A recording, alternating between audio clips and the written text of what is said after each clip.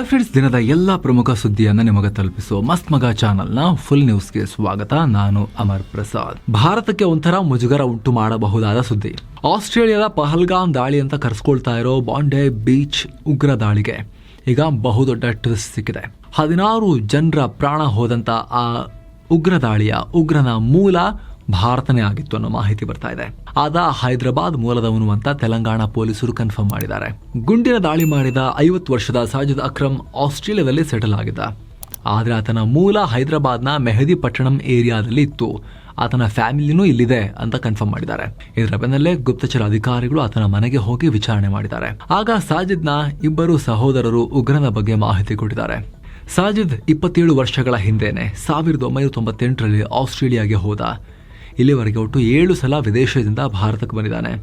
ಆತನೊಂದಿಗೆ ನಮಗೆ ಜಾಸ್ತಿ ಕಾಂಟ್ಯಾಕ್ಟೇ ಇಲ್ಲ. ಆತ ಕ್ರೈಸ್ತ ಹುಡುಗಿಯನ್ನ ಮದುವೆಯಾಗಿದ್ದ. ಅದಕ್ಕೆ ನಾವು ಬಿಟ್ಟು ಹಾಕಿಬಿಟ್ವಿ. ಹೈದರಾಬಾದ್ನಲ್ಲಿ BCom ಡಿಗ್ರಿ ಮಾಡಿ 1998ರ ನವೆಂಬರ್ನಲ್ಲಿ ಸ್ಟೂಡೆಂಟ್ ವೀಸಾ ಮೇಲೆ ಆಸ್ಟ್ರೇಲಿಯಾಗೆ ಹೋಗಿದ್ದ. ಆತನಿಗೆ ನಾವಿದ್ ಅನ್ನೋ ದಾಳಿಕೋರ ಮಗ ಹಾಗೆ ಇನ್ನೊಬ್ಬ ಮಗಳು ಕೂಡ ಇದ್ದಾಳೆ. ಸಾಜಿದ್ ಇಲ್ಲಿವರೆಗೆ ಇಂಡಿಯನ್ ಪಾಸ್ಪೋರ್ಟ್ ಹೊಂದಿದ್ದಾನೆ. ಆದ್ರೆ ಆತನ ಮಕ್ಕಳು ಆಸ್ಟ್ರೇಲಿಯಾದ ನಾಗರಿಕರು ಅಂತ ಆತನ ಮನೆಯವರು ಹೇಳಿದ್ದಾರೆ. ತೆಲಂಗಾಣ ಪೊಲೀಸರು ಕೂಡ ಇದನ್ನ ಕನ್ಫರ್ಮ್ ಮಾಡಿದ್ದಾರೆ. ಅಪ್ಪ ಮಗ ದಾಳಿ ಮಾಡಿದ್ರಲ್ಲಿ ಮಗ ಆಸ್ಟ್ರೇಲಿಯನ್ ನಾಗರಿಕ, ಅಪ್ಪ ಮಾತ್ರ ಭಾರತ ಮೂಲದವನು ಅನ್ನೋದು ಕನ್ಫರ್ಮ್ ಆಗ್ತಾ ಇದೆ. ಜೊತೆಗೆ ಪೊಲೀಸರು ಈ ಕುರಿತು ಕ್ಲಾರಿಟಿಯನ್ನ ಕೂಡ ಕೊಟ್ಟಿದ್ದಾರೆ. ಈತನ ಮೂಲ ಹುಡುಕ್ತಾ ಹೋದ್ರೆ ಹೈದರಾಬಾದ್ ನಿಜ, ಆದ್ರೆ ಇವ್ರ ಕೆಲಸಕ್ಕೂ ಭಾರತಕ್ಕೂ ಯಾವುದೇ ರೀತಿ ಸಂಬಂಧ ಇಲ್ಲ. ಈತನಿಗೆ ಸ್ಥಳೀಯರೊಂದಿಗೆ ಅಥವಾ ಭಾರತದೊಂದಿಗೆ ಯಾವುದೇ ಲಿಂಕ್ ಕೂಡ ಇರಲಿಲ್ಲ. ಭಾರತದಲ್ಲಿ ಕೂತವರು ಆತನೊಂದಿಗೆ ಸಂಪರ್ಕವನ್ನ ಕೂಡ ಹೊಂದಿ ಮಾಡಿಸಿರೋ ದಾಳಿನೂ ಅಲ್ಲ. ಅವನು ಇಲ್ಲಿದ್ದಾಗ ಮೂಲಭೂತವಾದಿನೂ ಆಗಿರಲಿಲ್ಲ. ಮೂಲಭೂತವಾದಿ ಆಗಿರೋದು ಆತನ ಫ್ಯಾಮಿಲಿಗೂ ಗೊತ್ತಿಲ್ಲ. ಹೀಗಾಗಿ ಈ ದಾಳಿಗೂ ಭಾರತಕ್ಕೂ ಯಾವುದೇ ಲಿಂಕ್ ಇಲ್ಲ ಅಂತ ಪೊಲೀಸರು ಸ್ಪಷ್ಟಪಡಿಸಿದ್ದಾರೆ. ಅಂದಹಾಗೆ ಸ್ನೇಹಿತರೆ, ಇದಕ್ಕೂ ಮುಂಚೆ ಫಿಲಿಪೈನ್ಸ್ ಇಮಿಗ್ರೇಷನ್ ಬ್ಯೂರೋ ಅಧಿಕಾರಿಗಳು ಸಾಜಿದ್ ಮೂಲತಃ ಭಾರತದ ಪ್ರಜೆಯಾಗಿದ್ದ, ಆಸ್ಟ್ರೇಲಿಯಾದ ಸಿಡ್ನಿಲ್ ನೆಲೆಸಿದ್ದ. ಈತನ ಮಗ 24 ವರ್ಷದ ನಾವೀದ್ ಅಕ್ರಮ್ ಮಾತ್ರ ಆಸ್ಟ್ರೇಲಿಯಾ ಪ್ರಜೆ. ಇವರಿಬ್ರು ಅಪ್ಪ ಮಗ ನವೆಂಬರ್ನಲ್ಲಿ ಫಿಲಿಪೈನ್ಸ್ಗೆ ಬಂದು ಹೋಗಿದ್ರು. ಸಾಜಿದ್ ಹತ್ರ ಭಾರತದ ಪಾಸ್ಪೋರ್ಟೇ ಇತ್ತು, ಅಂದ್ರೆ ಅಪ್ಪನ ಹತ್ರ ಅಂತ ಹೇಳಿದ್ರು. ಈಗ ಈ ಉಗ್ರ ಕ್ರಿಮಿ ಭಾರತದ ಮೂಲವನ್ನ ಹೊಂದಿದೆ ಅನ್ನೋದು ಮುಜುಗರದ ವಿಚಾರ. ಒಂಥರ ಸದ್ಯ ಈ ದಾಳಿಗೆ ಸಂಬಂಧಪಟ್ಟಂತೆ ಭಾರತದ ಅಧಿಕಾರಿಗಳೊಂದಿಗೆ ಆಸ್ಟ್ರೇಲಿಯನ್ ಅಧಿಕಾರಿಗಳು ಮಾತನಾಡಿದ್ದಾರೆ. ಆಸ್ಟ್ರೇಲಿಯಾ ಫಾರಿನ್ ಮಿನಿಸ್ಟರ್ ಪೆನಿ ವಾಂಗ್ ವಿದೇಶಾಂಗ ಸಚಿವ ಎಸ್ ಜೈಶಂಕರ್ ಅವರೊಂದಿಗೆ ಫೋನ್ನಲ್ಲೂ ಮಾತನಾಡಿ ದಾಳಿಯ ತನಿಖೆ ಬಗ್ಗೆ ಇಂಪಾರ್ಟೆಂಟ್ ಚರ್ಚೆಯನ್ನ ಮಾಡಿದ್ದಾರೆ. ಈ ಕುರಿತು ರಿಯಾಕ್ಟ್ ಮಾಡಿರೋ ಜೈಶಂಕರ್ ವಾಂಗ್ ಜೊತೆ ಮಾತಾಡಿ ದಾಳಿಗೆ ಖಂಡನೆ ವ್ಯಕ್ತಪಡಿಸಿದ್ದೀನಿ. ಈ ವಿಚಾರದಲ್ಲಿ ಆಸ್ಟ್ರೇಲಿಯಾಗೆ ಯಾವುದೇ ರೀತಿಯ ಅಗತ್ಯ ಸಹಾಯವನ್ನ ಮಾಡೋಕೆ ರೆಡಿ ಅಂತ ಹೇಳಿದ್ದಾರೆ. ಈ ದಾಳಿಗೆ ಖಂಡನೆ ವ್ಯಕ್ತಪಡಿಸಿದ್ದಕ್ಕೆ ಆಸ್ಟ್ರೇಲಿಯಾ ಕೂಡ ಭಾರತಕ್ಕೆ ಧನ್ಯವಾದ ಅಂತ ಹೇಳಿದೆ. 2 ರಾಷ್ಟ್ರಗಳು ಭಯೋತ್ಪಾದನೆಯನ್ನ ಮಟ್ಟ ಹಾಕಬೇಕು ಅಂತ ಮಾತಾಡಿಕೊಂಡಿದ್ದಾರೆ. 3 ರಾಷ್ಟ್ರಗಳ ಪ್ರವಾಸದಲ್ಲಿರೋ PM ನರೇಂದ್ರ ಮೋದಿ ಜೋರ್ಡನ್ ದೊರೆ 2ನೇ ಅಬ್ದುಲ್ಲಾ ಜೊತೆಗೆ ದ್ವಿಪಕ್ಷೀಯ ಮಾತುಕತೆ ಮಾಡಿದ್ದಾರೆ. ಆರೋಗ್ಯ, ಶಿಕ್ಷಣ, ವ್ಯಾಪಾರ, ಕೃಷಿ, ಕ್ರಿಟಿಕಲ್ ಮಿನರಲ್ಸ್, ಫರ್ಟಿಲೈಸರ್ಸ್ ಸೇರಿದ ಹಾಗೆ ಹಲವು ಕ್ಷೇತ್ರಗಳಲ್ಲಿ ದ್ವಿಪಕ್ಷೀಯ ಸಹಕಾರವನ್ನ ಹೆಚ್ಚಿಸೋ ಕುರಿತು ಚರ್ಚೆ ಮಾಡಿದ್ದಾರೆ. ಪ್ರಾದೇಶಿಕ ಮತ್ತು ಜಾಗತಿಕ ಬೆಳವಣಿಗೆಗಳ ಕುರಿತಾದ ಅಭಿಪ್ರಾಯಗಳನ್ನ ಪರಸ್ಪರ ಶೇರ್ ಮಾಡಿಕೊಂಡಿದ್ದಾರೆ. ಇನ್ನು ಈ ಭೇಟಿಯಲ್ಲಿ ಭಾರತ ಮತ್ತು ಜೋರ್ಡನ್ ನಡುವೆ renewable energy, water resources, digital transformation, cultural heritage ಕ್ಷೇತ್ರಗಳಲ್ಲಿ ಸಹಕಾರವನ್ನು ವೃದ್ಧಿಸುವ ಒಪ್ಪಂದಗಳಾಗಿವೆ. ಇನ್ನು ಜೋರ್ಡನ್ ಇಂಟರ್ನ್ಯಾಷನಲ್ ಸೋಲಾರ್ ಅಲಯನ್ಸ್ ನಂತಹ ಭಾರತದ ನೇತೃತ್ವ ಇರೋ ಗ್ಲೋಬಲ್ ಇನಿಷಿಯೇಟಿವ್ಗಳಿಗೆ ಸೇರುವ ಆಶಯವನ್ನ ಕೂಡ ವ್ಯಕ್ತಪಡಿಸಿದೆ. ಇನ್ನು ಅಮಾನ್ನಲ್ಲಿರೋ ಅಲ್ ಹುಸೇನ್ ಟೆಕ್ನಿಕಲ್ ಯೂನಿವರ್ಸಿಟಿ, ಜೋರ್ಡನ್ ರಾಜಧಾನಿ, ಅಲ್ಲಿ ಸ್ಥಾಪನೆ ಮಾಡಿರೋ ಇಂಡಿಯಾ ಜೋರ್ಡನ್ ಸೆಂಟರ್ ಆಫ್ ಎಕ್ಸಲೆನ್ಸ್ಗೆ ಸಪೋರ್ಟ್ ಮಾಡೋದಾಗಿ ಭಾರತ ಹೇಳಿದೆ. ಇನ್ನು ಅಮಾನ್ನಲ್ಲಿ ಆಯೋಜನೆ ಮಾಡಿದ್ದ ಇಂಡಿಯಾ ಜೋರ್ಡನ್ ಬಿಸಿನೆಸ್ ಫೋರಂ ಉದ್ದೇಶಿಸಿ PM ಮೋದಿ ಮಾತನಾಡಿದ್ದಾರೆ. ಈ ವೇಳೆ ಮೋದಿ ಜೋರ್ಡನ್ ಕಂಪನಿಗಳಿಗೆ ಭಾರತದಲ್ಲಿ ಹೂಡಿಕೆ ಮಾಡೋಕೆ ಆಹ್ವಾನ ಕೊಟ್ಟಿದ್ದಾರೆ.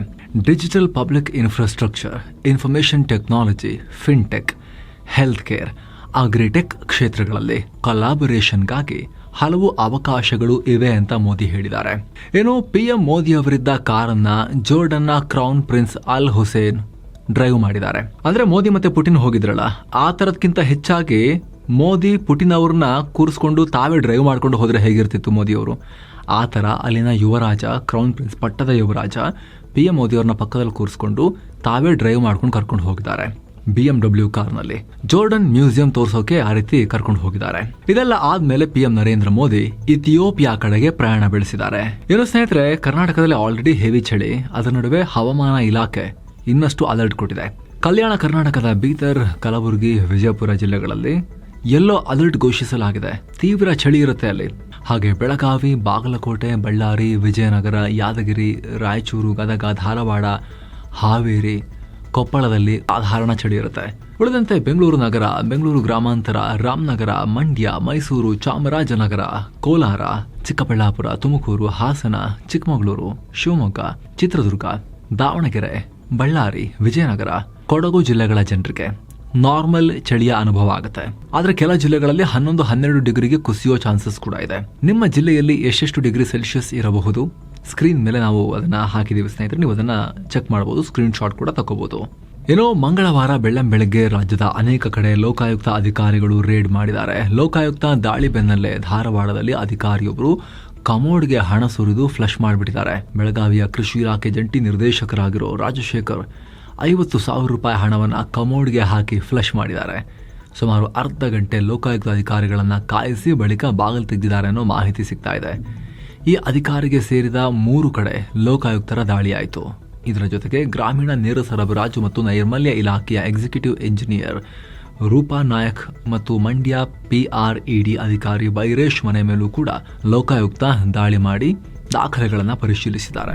ಹಾಗೆ ಸ್ನೇಹಿತರೆ, ಎಲ್ಲ ಮೆಂಬರ್ ಓನ್ಲಿ ವಿಡಿಯೋಸ್ ಅನ್ನ ನೀವು ಕೂಡ ನೋಡೋಕೆ ಮಸ್ತ್ ಮಗ ಪ್ರೀಮಿಯಂ ಮೆಂಬರ್ಶಿಪ್ ಫ್ಯಾಮಿಲಿಯನ್ನ ವಿಡಿಯೋ ಕೆಳಗಿರೋ ಜಾಯಿನ್ ಬಟನ್ ಮೂಲಕ ಸೇರಬಹುದು. ಕರ್ನಾಟಕದಲ್ಲಿ ಬಿಸಿಯೂಟದಲ್ಲಿ ಹುಳ, ಹಪಟೆ, ಕಸ ಎಲ್ಲ ಸಿಗೋದು ಕಂಟಿನ್ಯೂ ಆಗಿದೆ. ಈಗ ಕೊಪ್ಪಳ ಜಿಲ್ಲೆಯಲ್ಲಿ ಬಿಸರಳ್ಳಿಯ ನೃಪತುಂಗ ಶಾಲೆಯಲ್ಲಿ ಮಕ್ಕಳಿಗೆ ಬಿಸಿಯೂಟದಲ್ಲಿ ಹುಳಗಳ ರಾಶಿ ಪತ್ತೆಯಾಗಿದೆ. ಸಾಂಬಾರ್ಗೆ ಬಳಸುವ ಬೇಳೆ ಹಾಳಾಗಿದ್ದು ಬಹುತೇಕ ವಿದ್ಯಾರ್ಥಿಗಳು ಊಟ ಬಿಟ್ಟಿದ್ದಾರೆ. ಇದೇ ಕೊಪ್ಪಳದ ನಿಂಗಾಪುರದಲ್ಲೂ ಕೂಡ ಸೇಮ್ ಹುಳ ಪತ್ತೆಯಾಗಿದೆ, ವೈರಲ್ ಆಗಿದೆ.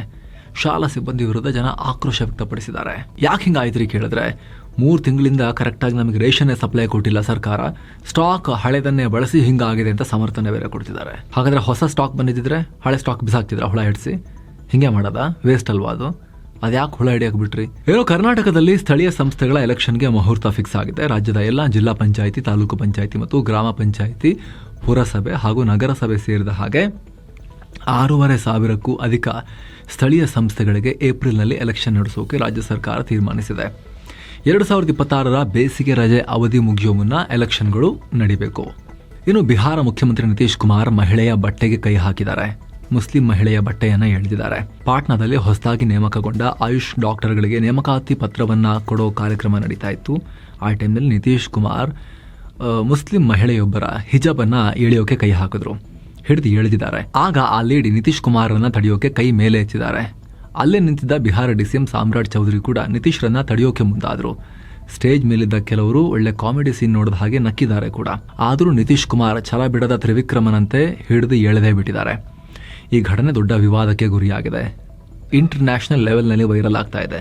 ನಿತೀಶ್ ಕುಮಾರ್ಗೆ ಏನಾಯ್ತು ಇದ್ದಕ್ಕಿದ್ದ ಹಾಗೆ ಅಂತ ಹೇಳಿ RJD ಕೂಡ ರಿಯಾಕ್ಟ್ ಮಾಡಿ ಇವ್ರಿಗೆ ಮಾನಸಿಕ ಸ್ಥಿತಿ ಹದಗೆಡ್ತಾ ನಿತೀಶ್ ಬಾಬು 100% ಸಂಘಿ ಆಗಿಬಿಟ್ರ. ಅಂದರೆ ಇವ್ರ ಪ್ರಕಾರ RJD ಹೇಳೋದು ಸಂಘದವರೆಲ್ಲ ಬಟ್ಟೆ ಎಳಿತಾರೆ, ನಿತೀಶು ಹಂಗೆ ಮಾಡ್ತಿದ್ದಾರೆ ಅಂತ ಡಬಲ್ ಬಾಣ ಬಿಡ್ತಾ ಇದ್ದಾರೆ RJD ಅವರು. ನಿತೀಶ್ ಕುಮಾರ್ ಮತ್ತೆ ಸಂಘ ಪರಿವಾರದ ಮೇಲೆ ಸೇರಿಸಿ ಬಾಣ ಬಿಡ್ತಿದ್ದಾರೆ. ಇತ್ತ ಕಾಂಗ್ರೆಸ್ ರಿಯಾಕ್ಟ್ ಮಾಡಿ ಇದು ಅಸಹ್ಯ, ನಿತೀಶ್ ಕುಮಾರ್ ರಾಜೀನಾಮೆ ಕೊಡಬೇಕು ಅಂತ ಹೇಳಿದ್ದಾರೆ. ಅರೆ ಹಿಂಗೆಲ್ಲ ಆಗುತ್ತಂತ ಅನ್ಕೊಂಡಿರ್ಲಿಲ್ವಲ್ಲ ಅಂತ ಯೋಚನೆ ಮಾಡಿದ ನಿತೀಶ್ ಕುಮಾರ್ ಏನ್ ಮಾಡಿದಾರೆ ಗೊತ್ತಾ? ಆಮೇಲೆ ಅವ್ರದೇ ಸರ್ಕಾರದ ಅಲ್ಪಸಂಖ್ಯಾತ ಕಲ್ಯಾಣ ಸಚಿವೆ ಮುಸ್ಲಿಂ ಮಹಿಳೆಯಿಂದಲೇ ಪ್ರತಿಕ್ರಿಯೆ ಕೊಡಿಸಿದ್ದಾರೆ ಜಮಾ ಖಾನ್ ಅನ್ನೋರ ಬಳಿ. ನಿತೀಶ್ ಕುಮಾರ್ ಹೆಣ್ಣು ಮಕ್ಕಳನ್ನ ಪ್ರೀತಿಸ್ತಾರೆ, ಗೌರವಿಸ್ತಾರೆ. ಜೀವನದಲ್ಲಿ ಸಕ್ಸಸ್ ಕಂಡ ನಂತರ ಈ ಮಹಿಳೆಯ ಮುಖವನ್ನ ಸಮಾಜ ನೋಡ್ಲಿ ಅಂತ ಅವ್ರು ಬಯಸಿದನ್ನ ಹೇಳಿದ್ರು ಅಷ್ಟೇ. ಆದ್ರೆ ವಿಪಕ್ಷಗಳು ಸೇರ್ಕೊಂಡು ನಿತೀಶ್ ಕುಮಾರ್ ಅವರ ಹೆಸರು ಕೆಡ್ಸೋಕೆ ನೋಡ್ತಾ ಇದ್ದಾರೆ ಅಂತ ಸಮರ್ಥನೆ ಕೊಟ್ಟಿದ್ದಾರೆ. ಏನೇ ಸಮರ್ಥನೆ ಕೊಡ್ಲಿ, ಒಂದು ವೇಳೆ ಕಾನೂನು, ರೂಲ್ಸು ಅಥವಾ ಸೆಕ್ಯೂರಿಟಿ ರೀಸನ್ ಏನೇ ಇದ್ರೂ ಕೂಡ ಮಹಿಳಾ ಸಿಬ್ಬಂದಿ ಅದನ್ನ ಟಚ್ ಮಾಡಬೇಕು. ಒಬ್ಬ ಮಹಿಳೆಯನ್ನ, ಒಬ್ಬ ಅನ್ನೋನ್ ಅಥವಾ ಔಟ್ಸೈಡರ್ ಅಥವಾ ಸಂಬಂಧಪಡದ ಪುರುಷ ಅನುಮತಿನೂ ಇಲ್ಲದೆ ಅದು ಹೇಗೆ ತಡೆಯೋಕೆ ಪ್ರಯತ್ನ ಪಟ್ಟರು ಆ ಬಟ್ಟೆಯನ್ನು ಎಳಿಯೋಕ್ಕಾಗತ್ತೆ, ಹಿಜಾಬನ್ನು ಎಳಿಯೋಕ್ಕಾಗತ್ತೆ? ಮುಖ್ಯಮಂತ್ರಿ ಆಗಿರೋ ವ್ಯಕ್ತಿಗೆ ಅಷ್ಟೊಂದು ಪರಿಜ್ಞಾನ ಇಲ್ವಾ ಅನ್ನೋ ಪ್ರಶ್ನೆಯನ್ನೀಗ ನಿತೀಶ್ ಕುಮಾರ್ಗೆ ಕೇಳಲಾಗ್ತಾ ಇದೆ. ಏನೋ ದಟ್ಟ ಮಂಜು ಕವಿದ ಪರಿಣಾಮ UPಯ ಯಮುನಾ ಎಕ್ಸ್ಪ್ರೆಸ್ ವೇನಲ್ಲಿ ಸರಣಿ ಅಪಘಾತ ಆಗಿದೆ. 13 ಜನ ಪ್ರಾಣ ಕಳ್ಕೊಳ್ಳೋ ಮಟ್ಟಿಗೆ 60ಕ್ಕೂ ಅಧಿಕ ಜನ ಗಾಯಗೊಂಡಿದ್ದಾರೆ. ಮಂಗಳವಾರ ಬೆಳಗ್ಗೆ 4 ಗಂಟೆಗೆ ದುರಂತ ಆಗಿದೆ. 7 ಬಸ್, 3 ಕಾರುಗಳು ಪರಸ್ಪರ ಡಿಕ್ಕಿ ಹೊಡೆದ ಪರಿಣಾಮ ಬಸ್ಗಳಲ್ಲಿ ಬೆಂಕಿಯೆಲ್ಲ ಹತ್ಕೊಂಡು ಭಾರೀ ಅನಾಹುತ ಆಗಿದೆ. 14 ಅಗ್ನಿಶಾಮಕ ಸಿಬ್ಬಂದಿ ದೌಡಾಯಿಸಬೇಕಾಗಿ ಬಂತು. ಸಿಕ್ಕಾಪಟ್ಟೆ ಮಂಜು ಕವಿದ ಪರಿಣಾಮ ಈ ರೀತಿಯಾಗಿದೆ. ವಿಸಿಬಿಲಿಟಿ ಕಮ್ಮಿಯಾಗಿ ಸರಿಯಾಗಿ ಕಾಣಿಸ್ತೆ. ಇನ್ನು ಘಟನೆಯಲ್ಲಿ ಮೃತಪಟ್ಟವರಿಗೆ UP CM Yogi Adityanath, PM Modi ಸಂತಾಪ ಸೂಚಿಸಿದ್ದಾರೆ. ಪರಿಹಾರಗಳನ್ನು ಕೂಡ ಘೋಷಿಸಲಾಗಿದೆ. ಮತ್ತೊಂದು ಕಡೆಯಲ್ಲಿ ದಿಲ್ಲಿಯಲ್ಲೂ ಕೂಡ ಇದೇ ಸಮಸ್ಯೆಯಿಂದ 100ಕ್ಕೂ ಅಧಿಕ ವಿಮಾನಗಳು ಕ್ಯಾನ್ಸಲ್ ಆಗಿವೆ. ಹಲವು ವಿಮಾನಗಳ ಸಂಚಾರದಲ್ಲಿ ವಿಳಂಬ ಆಗಿದೆ. ಮತ್ತೊಂದು ಕಡೆ ದಿಲ್ಲಿಗೆ ಮೆಸ್ಸಿ ಬಂದಾಗ ಅಲ್ಲಿ ದಿಲ್ಲಿ ಮುಖ್ಯಮಂತ್ರಿ ರೇಖಾ ಗುಪ್ತಾ ಕೂಡ ಅಲ್ಲಿ ಪಾಲ್ಗೊಂಡಿದ್ರಲ್ಲ, ಆ ಟೈಮ್ನಲ್ಲಿ ಅಲ್ಲಿ ಸೇರಿದ್ದ ಜನ ಮೇಡಮ್ಗೆ ಕೇಳಲಿ ಅಂತ AQI ಅಂತ ಕೂಗಿದ್ದಾರೆ, ಏರ್ ಕ್ವಾಲಿಟಿ ಇಂಡೆಕ್ಸ್ ಅಂತ ಹೇಳಿ. ಇವ್ರು ಸ್ವಲ್ಪ ಟ್ರೋಲ್ ಕೂಡ ಆಗಿದ್ರು. ಏರ್ ಕ್ವಾಲಿಟಿ ಇಂಡೆಕ್ಸ್ ಅಂತ ಹೇಳಿದ್ರೆ ಅದು ಟೆಂಪರೇಚರ್, ಉಷ್ಣಾಂಶ ಅಂತ ಹೇಳಿ, ಅಷ್ಟು ಗೊತ್ತಾಗಲ್ವೇನ್ರಿ ನಿಮಗೆ ಅಂತ ಇವ್ರನ್ನ ಸಿಕ್ಕಾಪಟ್ಟೆ ಟ್ರೋಲ್ ಮಾಡಲಾಗಿತ್ತು. ಸೊ ಇವ್ರು ಸಿಕ್ಕಿದ್ರಲ್ಲ ಸರಿ ಅಂತ ಹೇಳಿ ಜನ ಎಲ್ಲ ಮತ್ತೆ AQ ಅಂತ ಕೂಗಿ ಟ್ರೋಲ್ ಮಾಡಿದ್ದಾರೆ. ಇನ್ನು ವಿಪಕ್ಷಗಳ ಭಾರಿ ಗದ್ದಲ ಮತ್ತು ಪ್ರತಿಭಟನೆ ನಡುವೆ ಲೋಕಸಭೆಯಲ್ಲಿ Viksit Bharat guarantee for Rozgar and Ajeevika mission Gramin VBG Ramji bill 2025 ಮಂಡಿಸಲಾಗಿದೆ. ಕೇಂದ್ರ ಕೃಷಿ ಖಾತೆ ಸಚಿವ ಶಿವರಾಜ್ ಸಿಂಗ್ ಚೌಹಾಣ್ ಈ ಮಸೂದೆ ಮಂಡಿಸಿದ್ದಾರೆ. ಇತ್ತ ವಿಪಕ್ಷಗಳು ಮಹಾತ್ಮ ಗಾಂಧಿ ಹೆಸರನ್ನ ಯಾಕೆ ತೆಗೆದ್ರಿ ಅಂತ ಸರ್ಕಾರದ ಮೇಲೆ ಕಿಡಿಕಾರಿವೆ. ಹೆಚ್ಚಿನ ಪರಿಶೀಲನೆಗಾಗಿ ಈ ಮಸೂದೆಯನ್ನ ಸಂಸದೀಯ ಸಮಿತಿಗೆ ಕಳಿಸಿ ಅಂತ ಆಗ್ರಹ ಮಾಡಿವೆ. ಆದರೆ ಸರ್ಕಾರ ಮಸೂದೆಯನ್ನ ಸಮರ್ಥಿಸಿಕೊಂಡಿದೆ. ಗ್ರಾಮೀಣಾಭಿವೃದ್ಧಿಗೆ ಹಿಂದಿನ ಯಾವುದೇ ಸರ್ಕಾರ ಮಾಡದೇ ಇರೋ ಕೆಲಸವನ್ನ ನಮ್ಮ ಸರ್ಕಾರ ಮಾಡಿದೆ. ಮಹಾತ್ಮ ಗಾಂಧಿ ನಮ್ಮ ಹೃದಯದಲ್ಲಿದ್ದಾರೆ. ಕಾಂಗ್ರೆಸ್ MG ನರೇಗಾ ತಂದು 2,13,000 ಕೋಟಿ ರೂಪಾಯಿ ಹಣವನ್ನು ಖರ್ಚು ಮಾಡಿದೆ. ನಮ್ಮ ಸರ್ಕಾರ ಬಡವರ ಕಲ್ಯಾಣಕ್ಕಾಗಿ 8 ಲಕ್ಷ ಕೋಟಿ ರೂಪಾಯಿ ಹಣವನ್ನು ಖರ್ಚು ಮಾಡಿದೆ. ರಾಮ್ಜಿ ಬಿಲ್ನಿಂದ ನಿಮಗೆ ಯಾಕೆ ಸಮಸ್ಯೆ ಆಗ್ತಾ ಇದೆ? ಮಹಾತ್ಮ ಗಾಂಧಿ ಕೂಡ ರಾಮರಾಜ್ಯದ ಕನಸನ್ನ ಕಂಡಿದ್ರು. ಬಡವರ ಕಲ್ಯಾಣದ ಮೂಲಕ ನಾವು ಅದನ್ನು ಸಾಧಿಸ್ತಾ ಇದ್ದೀವಿ ಅನ್ನೋ ಸಮರ್ಥನೆಯನ್ನು ಕೊಟ್ಟಿದ್ದಾರೆ. ಅಲ್ರಿ MG ಹೋದ್ರೆ ಏನ್ರಿ, ರಾಮ್ಜಿ ಬಂದಿದೆಯಲ್ರಿ ಅನ್ನೋದು ಬಿಜೆಪಿ ಲೆಕ್ಕಾಚಾರ. ಮತ್ತೊಂದು ಕಡೆ ಲೋಕಸಭೆಯಲ್ಲಿ Sabka Bima Sabki Raksha amendment of insurance laws bill 2025 ಮಂಡಿಸಲಾಗಿದೆ. ಈ ಮಸೂದೆ 1938ರ ಇನ್ಶೂರೆನ್ಸ್ ಆಕ್ಟ್, 1956ರ ಲೈಫ್ ಇನ್ಶೂರೆನ್ಸ್ ಕಾರ್ಪೊರೇಷನ್ ಆಕ್ಟ್ ಮತ್ತು 1999ರ insurance regulatory and development authority ಆಕ್ಟ್ಗೆ ತಿದ್ದುಪಡಿಯನ್ನ ಸೂಚಿಸುತ್ತೆ ಅಂತ ಸರ್ಕಾರ ಹೇಳಿದೆ. ಇನ್ನು ರಾಜ್ಯಸಭೆಯಲ್ಲಿ ಸಚಿವ JP ನಡ್ಡಾ ಚುನಾವಣಾ ಸುಧಾರಣೆಗಳ ಕುರಿತು ಡಿಬೇಟ್ ಮಾಡಿದ್ದಾರೆ. ಕಾಲಕಾಲಕ್ಕೆ ವೋಟರ್ ಲಿಸ್ಟ್ ಅನ್ನು ಸರಿಪಡಿಸುವುದು ಚುನಾವಣಾ ಆಯೋಗದ ಸಾಂವಿಧಾನಿಕ ಅಧಿಕಾರ ಮತ್ತು ಕರ್ತವ್ಯ ಅಂತ ಹೇಳಿದ್ದಾರೆ. ವಿಪಕ್ಷಗಳು ಪಾಲಿಟಿಕ್ಸ್ ಮಾಡ್ತಿದ್ದಾರೆ ಅಂದಿದ್ದಾರೆ. ಇನ್ನು ನ್ಯಾಷನಲ್ ಹೆರಾಲ್ಡ್ ಕೇಸ್ನಲ್ಲಿ ಕಾಂಗ್ರೆಸ್ ನಾಯಕಿ ಸೋನಿಯಾ ಗಾಂಧಿ ಮತ್ತು ವಿಪಕ್ಷ ನಾಯಕ ರಾಹುಲ್ ಗಾಂಧಿಗೆ ಬಿಗ್ ರಿಲೀಫ್ ಸಿಕ್ಕಿದೆ. ಅಕ್ರಮ ಹಣ ವರ್ಗಾವಣೆ ವಿರುದ್ಧ ED ಸಲ್ಲಿಸಿದ ಚಾರ್ಜ್ ಶೀಟ್ ಅನ್ನು ಸ್ವೀಕರಿಸೋಕೆ ದಿಲ್ಲಿ ಕೋರ್ಟ್ ನಿರಾಕರಿಸಿದೆ. ದಿಲ್ಲಿಯ ರೋಸ್ ಅವೆನ್ಯೂ ಕೋರ್ಟ್ನ special judge Vishal Gogne prevention of money laundering act ನಡಿ ED ಸಲ್ಲಿಸಿರೋ ಕೇಸ್ ಖಾಸಗಿ ದೂರಾಗಿದೆ. ಅದು ಯಾವುದೇ FIR ಅನ್ನು ಆಧರಿಸಿಲ್ಲ ಅಂತ ಹೇಳಿದ್ದಾರೆ. ಇದೇ ಕೇಸ್ನಲ್ಲಿ ದಿಲ್ಲಿ ಪೊಲೀಸರ ಆರ್ಥಿಕ ಅಪರಾಧಗಳ ವಿಭಾಗ ಕೂಡ FIR ದಾಖಲಿಸಿದೆ. ಹೀಗಾಗಿ ED ಸಲ್ಲಿಸಿರೋ ಚಾರ್ಜ್ ಶೀಟ್ ಅನ್ನು ನಿರ್ಧರಿಸುವುದು ಅವಿವೇಕದ ಕೆಲಸ ಅಂತ ಹೇಳಿದ್ದಾರೆ. ಸ್ನೇಹಿತರೆ, ಇಲ್ಲಿ ಬಿಜೆಪಿ ನಾಯಕ ಮಾಜಿ ಕೇಂದ್ರ ಸಚಿವ ಸುಬ್ರಮಣಿಯನ್ ಸ್ವಾಮಿ ಸಲ್ಲಿಸಿದ ಖಾಸಗಿ ದೂರಿನ ಮೇಲೆ ED ತನಿಖೆ ಶುರು ಮಾಡಿತ್ತು. ನ್ಯಾಷನಲ್ ಹೆರಾಲ್ಡ್ ಪತ್ರಿಕೆಯ ಸಂಪಾದಕರಾದ ಅಸೋಸಿಯೇಟೆಡ್ ಜರ್ನಲ್ಸ್ ಲಿಮಿಟೆಡ್ನ 2,000 ಕೋಟಿ ರೂಪಾಯಿ ಮೌಲ್ಯದ ಆಸ್ತಿಯನ್ನ ಯಂಗ್ ಇಂಡಿಯಾ ಅನ್ನೋ ಕಂಪನಿ ಅಕ್ರಮವಾಗಿ ಸ್ವಾಧೀನಪಡಿಸಿಕೊಂಡಿದೆ ಅಂತ ಆರೋಪಿಸಿತ್ತು. ರಾಹುಲ್ ಗಾಂಧಿ, ಸೋನಿಯಾ ಗಾಂಧಿ ಸೇರಿದ ಹಾಗೆ Suman Dubey, Sam Pitroda, Young Indian company, Sunil Bhandari ಸೇರಿ ಹಲವರನ್ನ ಆರೋಪಿಗಳನ್ನಾಗಿ ಮಾಡಿತ್ತು. ಈಗ ಇದೇ ಕೇಸ್ ಚಾರ್ಜ್ ಶೀಟ್ ಅನ್ನ ಸಲ್ಲಿಕೆ ಮಾಡಿತ್ತು. ಆದರೆ ಕೋರ್ಟ್ ಚಾರ್ಜ್ ಶೀಟ್ ಸ್ವೀಕರಿಸೋಕೆ ನಿರಾಕರಿಸಿದೆ. ಇನ್ನು ಕೋರ್ಟ್ ಆದೇಶದ ಬೆನ್ನಲ್ಲೇ ಕಾಂಗ್ರೆಸ್ ರಿಯಾಕ್ಟ್ ಮಾಡಿದ್ದು ಸತ್ಯಕ್ಕೆ ಸಿಕ್ಕಿರೋ ಜಯ ಅಂತ ಹೇಳಿದೆ. ಆದರೆ ಗಮನಕ್ಕಿರಲಿ ಸ್ನೇಹಿತರೆ, ದಿಲ್ಲಿ ಪೊಲೀಸರ ಆರ್ಥಿಕ ವ್ಯವಹಾರಗಳ ವಿಭಾಗ ಹಾಕಿರೋ FIRನ ಕೇಸ್ ಇದೆಯಲ್ಲ, ಅದಿನ್ನೂ ಮುಗುದಿಲ್ಲ. ED ಇದರಲ್ಲಿ PMLA ಅಂಡರ್ನಲ್ಲಿ ಚಾರ್ಜ್ ಶೀಟ್ ಸಲ್ಲಿಕೆ ಮಾಡಿದ್ದನ್ನು ಅಷ್ಟೇ ಈಗ ಕೋರ್ಟ್ ರಿಜೆಕ್ಟ್ ಮಾಡಿರೋದು. ಏನೋ ಗೋವಾ ನೈಟ್ ಕ್ಲಬ್ ಬೆಂಕಿ ದುರಂತದ ಆರೋಪಿಗಳನ್ನ ಥಾಯ್ಲೆಂಡ್ನಿಂದ ದಿಲ್ಲಿಗೆ ಎಳ್ಕೊಂಡ್ಬರಲಾಗಿದೆ. ಡಿಸೆಂಬರ್ 6ನೇ ತಾರೀಕು ಘಟನೆಯಾದ ಕೆಲವೇ ಗಂಟೆಗಳಲ್ಲಿ ನೈಟ್ ಕ್ಲಬ್ ಮಾಲೀಕರಾದ ಗೌರವ್ ಮತ್ತು ಸೌರಭ್ ಲೂಥ್ರಾ ಥಾಯ್ಲೆಂಡ್ಗೆ ಹಾರು ಹೋಗಿದ್ರು. ಬಳಿಕ ಇವರಿಬ್ಬರ Bharat Interpol blue corner notice issue ಮಾಡಿ ಅವರನ್ನ ಹಿಡಿದು ಈಗ ವಾಪಸ್ ತರಲಾಗಿದೆ. ಮೆಸ್ಸಿ ಮೆಸ್ಅಪ್ ಬಳಿಕ ಪಶ್ಚಿಮ ಬಂಗಾಳದ ಕ್ರೀಡಾ ಮಂತ್ರಿ ರಾಜೀನಾಮೆ ಕೊಟ್ಟಿದ್ದಾರೆ. ಮೆಸ್ಸಿ ಕೋಲ್ಕತ್ತಾಗೆ ಬಂದಾಗ ಸಾಲ್ಟ್ ಲೇಕ್ ಸ್ಟೇಡಿಯಂನಲ್ಲಿ ಭದ್ರತಾ ಲೋಪ ಆಗಿತ್ತು. ಫ್ಯಾನ್ಸ್ ಬಾಟಲ್ ಸೀಟ್ ಎಲ್ಲ ಕಿತ್ತು ಬಿಸಾಕಿ ಗಲಾಟೆ ಆಗಿತ್ತು. ಖುದ್ದು ಮುಖ್ಯಮಂತ್ರಿ ಶಾಕ್ ಆಯಿತು ಅಂತ ಹೇಳೋ ರೀತಿಯಾಗಿತ್ತು. ಈಗ ಪಶ್ಚಿಮ ಬಂಗಾಳ ಕ್ರೀಡಾ ಸಚಿವ ಅರೂಪ್ ಬಿಸ್ವಾಸ್ ರಾಜೀನಾಮೆ ಕೊಟ್ಟಿದ್ದಾರೆ. ಈ ಭದ್ರತಾ ಲೋಪ ಕುರಿತು ಬಂಗಾಳ CM ಮಮತಾ ಬ್ಯಾನರ್ಜಿ ತನಿಖೆಗೆ ಆದೇಶ ಕೊಟ್ಟಿದ್ರು. ಹೀಗಾಗಿ ಫ್ರೀ ಆ್ಯಂಡ್ ಫೇರ್ ಇನ್ವೆಸ್ಟಿಗೇಷನ್ ನಡೀಬೇಕು ಅಂತ ರಾಜೀನಾಮೆ ಕೊಟ್ಟಿದ್ದೀನಿ. ಅಲ್ಲದೆ ತನಗೆ ಹೆಚ್ಚುವರಿಯಾಗಿ ಕೊಟ್ಟಿರೋ ಇಂಧನ ಖಾತೆ ಮಂತ್ರಿಯಾಗಿ ಮುಂದುವರಿತೀನಿ ಅಂತ CMಗೆ ನೀಡಿದ ಪತ್ರದಲ್ಲಿ ಉಲ್ಲೇಖ ಮಾಡಿದ್ದಾರೆ. ಮಂತ್ರಿ ಇರ್ತಾರೆ, ಕ್ಯಾಬಿನೆಟಲ್ಲಿ ಇರ್ತಾರೆ, ಮಂತ್ರಿಯಾಗಿ ಮುಂದುವರಿತಾರೆ. ಆದರೆ ಕ್ರೀಡಾ ಇಲಾಖೆಗೆ ಮಾತ್ರ ರಾಜೀನಾಮೆ. 2 ಇಲಾಖೆ ಇತ್ತು, ಇನ್ನೊಂದರಲ್ಲಿ ಮುಂದುವರಿತಾರೆ. ಏನೋ ಬಾಂಗ್ಲಾದ ಪುಂಡಾರ ಗುಂಪು ಮತ್ತೆ ಭಾರತವನ್ನ ಕೆಣಕೋ ಕೆಲಸ ಮಾಡಿದೆ. 7 ಸಿಸ್ಟರ್ಸ್ ಅಂದ್ರೆ ಈಶಾನ್ಯ ರಾಜ್ಯಗಳೇನಿದಾವೆ ನಮ್ಮದು, ಅದನ್ನ ಭಾರತದಿಂದ ಬೇರ್ಪಡಿಸ್ತೀವಿ ಅಂತ ಬಾಂಗ್ಲಾ ನ್ಯಾಷನಲ್ ಸಿಟಿಸನ್ ಪಾರ್ಟಿಯ ನಾಯಕ ಯೂನುಸ್ನ ಆಪ್ತ ಹಸ್ನತ್ ಅಬ್ದುಲ್ಲಾ ಅನ್ನೋನು ಹೇಳಿಕೆ ಕೊಟ್ಟಿದ್ದಾನೆ. ಕೇಕ್ ಕಟ್ ಮಾಡಿದಷ್ಟು ಸುಲಭ ಅಂತ ಅನ್ಕೊಂಡಿದ್ದಾನೆ ಮೂರ್ಖ. ಈ ಹಿಂದೆ ಈತನ ಬಾಸ್ ಯೂನುಸ್ ಕೂಡ ಇದೇ ರೀತಿ ಹೇಳಿಕೆಯನ್ನು ಕೊಟ್ಟಿದ್ರು, ಸಮಥಿಂಗ್ ಸಿಮಿಲರ್. ಈಶಾನ್ಯದ 7 ರಾಜ್ಯಗಳು ಲ್ಯಾಂಡ್ ಲಾಕ್ಡ್ ರೀತಿ ಪ್ರದೇಶವು ಸಮುದ್ರದ ಕನೆಕ್ಷನ್ ಇಲ್ಲ ಅಂತ ಹೇಳಿ ಹೇಳಿಕೆಯನ್ನು ಕೊಟ್ಟಿದ್ರು.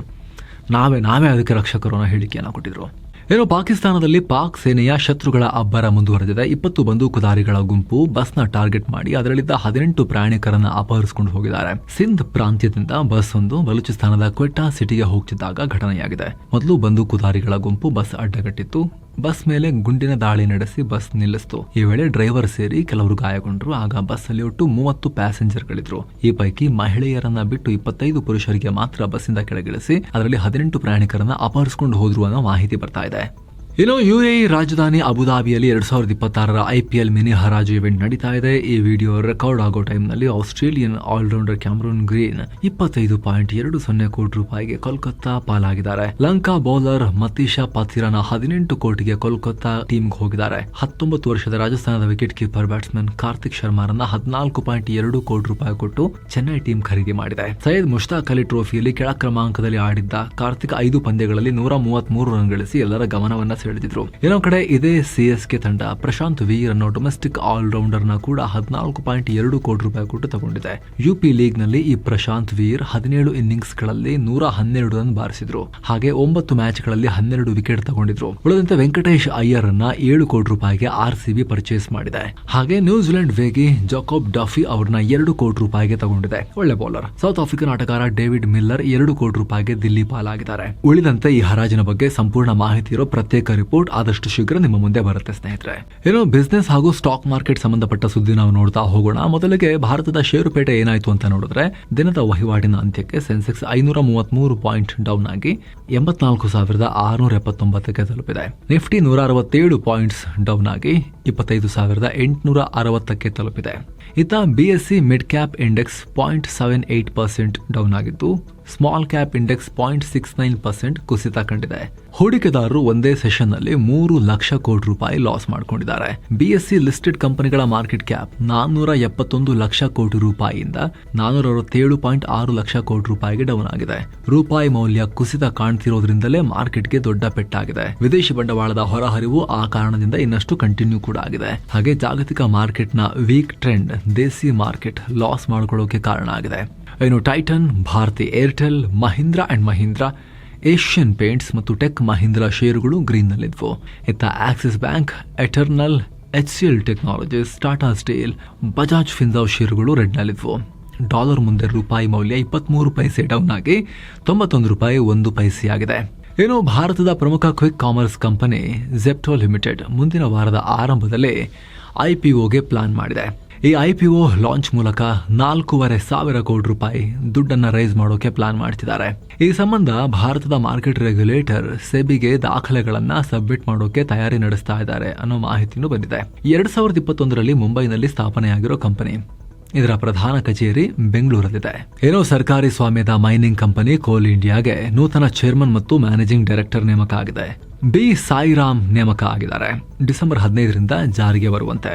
ಇನ್ನು ಹಲವಾರು IPOಗಳು ಬರ್ತಾ ಇದಾವೆ. ಈಗ ಡ್ರಿಲ್ಲಿಂಗ್ ಸರ್ವಿಸ್ ಕಂಪನಿ ಶಿವಗಂಗಾ ಡ್ರಿಲ್ಲರ್ಸ್ ಬರ್ತಾ ಇದೆ. ಮುಂಬೈ ಮೂಲದ ಮದ್ಯ ವಿತರಕ ಕಂಪನಿ ಆಸ್ಟ್ರಿ ಸ್ಪಿರಿಟ್ಸ್ ಬರ್ತಾ ಇದೆ. ಹಾಗೆ structural products manufacture company Rennie Strips ಇವರೆಲ್ಲ IPOಗೆ ತಯಾರಿ ನಡೆಸ್ತಾ ಇದ್ದಾರೆ. ಏನೋ ನವೆಂಬರ್ ತಿಂಗಳಲ್ಲಿ ಭಾರತದ ಸರಕುಗಳ ರಫ್ತು 19% ಜಂಪ್ ಆಗಿದೆ. ಇಂಜಿನಿಯರಿಂಗ್ ಮತ್ತು ಎಲೆಕ್ಟ್ರಾನಿಕ್ ಗೂಡ್ಸ್ ರಫ್ತಿನಿಂದ ಈ ಪ್ರಮಾಣದಲ್ಲಿ ಭಾರತದ ರಫ್ತು ವಲಯ ಏರಿಕೆ ಕಂಡಿದೆ.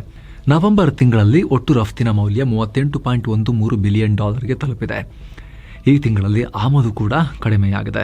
$62.22 ಬಿಲಿಯನ್ ತಲುಪಿದೆ.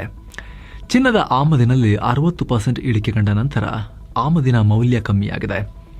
ಹಾಗೆ ಅಮೆರಿಕ, ಯುರೋಪ್ ಮತ್ತು ಚೀನಾದಲ್ಲಿ ಟ್ಯಾರಿಫ್ ಇಲ್ಲದೆ ಇರೋ ಸರಕುಗಳಿಗೆ ಬೇಡಿಕೆ ಜಾಸ್ತಿ ಆಗಿರೋದು, ರೂಪಾಯಿ ಮೌಲ್ಯ ವೀಕ್ ಆಗ್ತಿರೋದು, ಸರಕುಗಳು ಚೀಪ್ ಆಗಿ ಸಿಗುತ್ತೆ ಅಂತ ವಿದೇಶಿಗರು ನಮ್ಮ ವಸ್ತುಗಳನ್ನು ಖರೀದಿ ಮಾಡಿರೋದು, ಇದೆಲ್ಲ ಸ್ವಲ್ಪ ಹೆಲ್ಪ್ ಆಗಿದೆ. ಭಾರತದ ಟ್ರೇಡ್ ಡೆಫಿಸಿಟ್ $24 ಬಿಲಿಯನ್ ಡೌನ್ ಆಗಿದೆ. ಇದು ಕಳೆದ 6 ತಿಂಗಳಿಗೆ ಹೋಲಿಸಿದ್ರೆ ಕನಿಷ್ಠ ಮಟ್ಟ ಅಂತ ವಾಣಿಜ್ಯ ಸಚಿವಾಲಯ ಹೇಳಿದೆ. ಇನ್ನು ಟಾಟಾ ಗ್ರೂಪ್ ಒಡೆತನದ ಟಾಟಾ ಪವರ್ ತನ್ನ 10 ಗಿಗಾವ್ಯಾಟ್ ಸಾಮರ್ಥ್ಯದ ಸೋಲಾರ್ ವೇಫರ್ ಮತ್ತು ಇಂಗೋಟ್ ಮ್ಯಾನುಫ್ಯಾಕ್ಚರಿಂಗ್ ಪವರ್ ಪ್ಲಾಂಟ್ ನಿರ್ಮಾಣಕ್ಕೆ ಭಾರಿ ಕಸರತ್ತು ನಡೆಸ್ತಾ ಇದೆ. 6,500 ಕೋಟಿ ರೂಪಾಯಿ ಹೂಡಿಕೆ ಮಾಡಿ ಈ ಪ್ಲಾಂಟ್ ನಿರ್ಮಿಸೋಕೆ ಕಂಪನಿ ಮುಂದಾಗಿದೆ. ಮುಂದಿನ ಜನವರಿಯಲ್ಲಿ ಪ್ರಾಜೆಕ್ಟ್ ಫೈನಲ್ ಆಗುತ್ತೆ. ಈಗ ಆಲ್ರೆಡಿ ಪ್ಲಾಂಟ್ ನಿರ್ಮಾಣಕ್ಕೆ ಕಂಪನಿ ಲೊಕೇಶನ್ ಹುಡುಕ್ತಾ ಇದೆ. ಆಂಧ್ರ, ಒಡಿಶಾ, ತಮಿಳುನಾಡು ಸೇರಿ ಹಲವು ರಾಜ್ಯಗಳೊಂದಿಗೆ ಮಾತುಕತೆ ಮಾಡ್ತಾ ಇದೆ. ಶೀಘ್ರ ಲೊಕೇಶನ್ ಫೈನಲ್ ಆಗುತ್ತೆ. ಇನ್ನು ಚಿನ್ನ ಮತ್ತು ಬೆಳ್ಳಿ ಬೆಲೆ ವಿಚಾರಕ್ಕೆ ಬಂದರೆ 24 ಕ್ಯಾರೆಟ್ನ 10 ಗ್ರಾಂ ಚಿನ್ನದ ಬೆಲೆಯಲ್ಲಿ 1472 ರೂಪಾಯಿ ಕಮ್ಮಿಯಾಗಿ 1,31,777 ರೂಪಾಯಿ ಆಗಿದೆ. 22 ಕ್ಯಾರೆಟ್ನ 10 ಗ್ರಾಂ ಚಿನ್ನದ ಬೆಲೆಯಲ್ಲಿ 1,350 ರೂಪಾಯಿ ಕಮ್ಮಿಯಾಗಿ 1,20,710 ರೂಪಾಯಿ ಆಗಿದೆ. 1 ಕೆಜಿ ಬೆಳ್ಳಿ ಬೆಲೆಯಲ್ಲಿ 1,442 ರೂಪಾಯಿ ಕಮ್ಮಿಯಾಗಿ 1,91,975 ರೂಪಾಯಿ ಆಗಿದೆ. ಸೊ ಫ್ರೆಂಡ್ಸ್, ಇದಾಗಿತ್ತು ಇವತ್ತಿನ ಫುಲ್ ನ್ಯೂಸ್. ನಾವು ಕೊಯ್ದಿಲ್ಲ, ಎಳೆದಿಲ್ಲ, ಕಿರ್ಚಾಡಿಲ್ಲ, ಬರೀ ಸುದ್ದಿಯ ರೀತಿಯಲ್ಲಿ ತಲುಪಿಸುವ ಪ್ರಯತ್ನ ಮಾಡಿದ್ದೀವಿ. ನಮ್ಮ ಈ ಪ್ರಯತ್ನ ನಿಮಗೆ ಇಷ್ಟ ಆಗ್ತಾ ಇದ್ರೆ ಮಸ್ತ್ಮಗ ಚಾನಲ್ಗೆ ದಯವಿಟ್ಟು ಸಬ್ಸ್ಕ್ರೈಬ್ ಮಾಡಿ. ಹಾಗೆ ಆಗಲೇ ಹೇಳಿದ ಮಸ್ತ್ಮಗ ಪ್ರೀಮಿಯಂ ಮೆಂಬರ್ಶಿಪ್ಪನ್ನು ವಿಡಿಯೋ ಕೆಳಗಿರೋ ಜಾಯಿನ್ ಆಪ್ಷನ್ ಮೂಲಕ ನೀವು ಕೂಡ ಸೇರ್ಬೋದು. ಆಮೇಲೆ ಎಲ್ಲ ಮೆಂಬರ್ ಓನ್ಲಿ ವೀಡಿಯೋಸನ್ನು ನೋಡೋಕ್ಕೆ ಶುರು ಮಾಡ್ಬೋದು. Thank you so much. ಮತ್ತೆ ಭೇಟಿ ಆಗ್ತಿರೋಣ ಸ್ನೇಹಿತರೆ. ನಮಸ್ತೆ.